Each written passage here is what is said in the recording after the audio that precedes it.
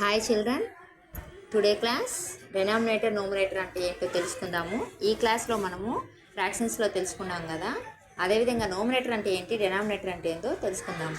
ఇక్కడ సపోజ్ ఇక్కడ చూడండి, right the number numerator and denominator ఈ బాక్స్లో రాయమని చెప్పాడనమాట. చూద్దాం ఇప్పుడు. 5/13 మనకి ఎంత ఉంది ప్రాబ్లము? 5/13 ఉంది.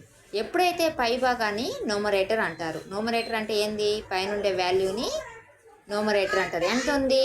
ఇక్కడ 5 ఉంది. ఎంత ఉంది? 5 ఉంది. అదే డెనామినేటర్ అంటే కింద వాల్యూ అనమాట. కింద ఎంత ఉంది? కింద వచ్చి డెనామినేటర్ మనకి డౌన్లో 13 ఉంది. ఎంత ఉంది? 13 ఉంది. అంటే న్యూమరేటర్ డెనామినేటర్ 5 13 అనమాట. 3/5 దీన్ని ఎలా చదువుతాము? 3/5లో న్యూమరేటర్ ఏంది, డెనామినేటర్ ఏందో చూద్దాం. న్యూమరేటర్ అంటే ఏమని చెప్పాను? పైన ఉండే నెంబర్ని న్యూమరేటర్ అంటారు. అంటే 3. అదే కింద ఉండే నెంబర్ని ఏమంటారు? 5. అంటే 3 వచ్చి న్యూమరేటర్ అవుతుంది, 5 వచ్చి డెనామినేటర్ అంటారు. దీన్ని ఎలా చదువుతారు? 3/5గా రీడ్ చేస్తారు. ఇంకా 7/11. ఇంకా నెక్స్ట్ ఎగ్జాంపుల్ 7/11.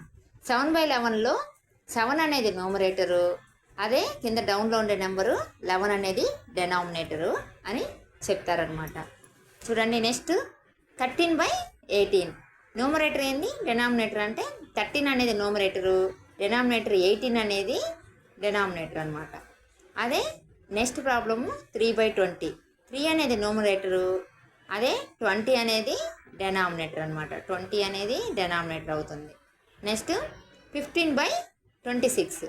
15/26 అంటే 15 అనేది న్యూమరేటరు, అదే కింద 26 అనేది కింద నెంబర్ని 26 అనేది డెనామినేటర్ అవుతుంది.